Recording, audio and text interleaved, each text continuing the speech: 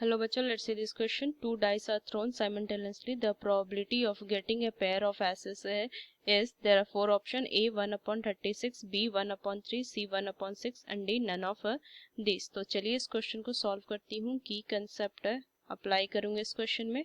सो देखिए प्रोबेबिलिटी मुझे फाइंड करनी है. तो प्रोबेबिलिटी अगर किसी इवेंट का मुझे फाइंड करना हो तो नंबर ऑफ फेवरेबल आउटकम्स जिसे एन ऑफ ए से मैं लिख सकती हूँ and number of total outcome और सैम्पल स्पेस भी कह सकते हैं जिसे एन ऑफ एस से मैं डिनोट कर सकती हूँ. तो चलिए इस क्वेश्चन को सॉल्व करते हैं. तो यहाँ से लिखेंगे कि when two dice are throne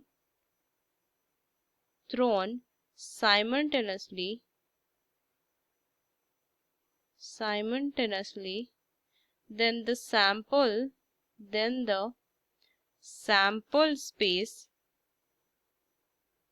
जिसको हम n of s से भी लिखते हैं associated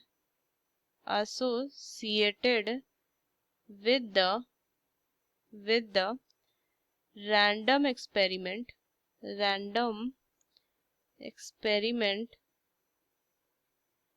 is given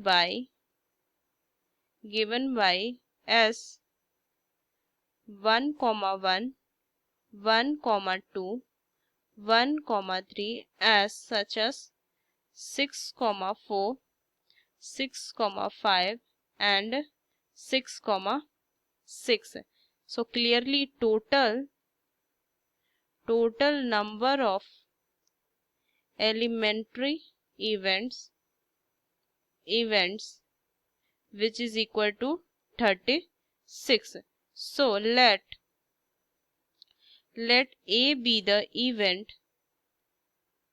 event of getting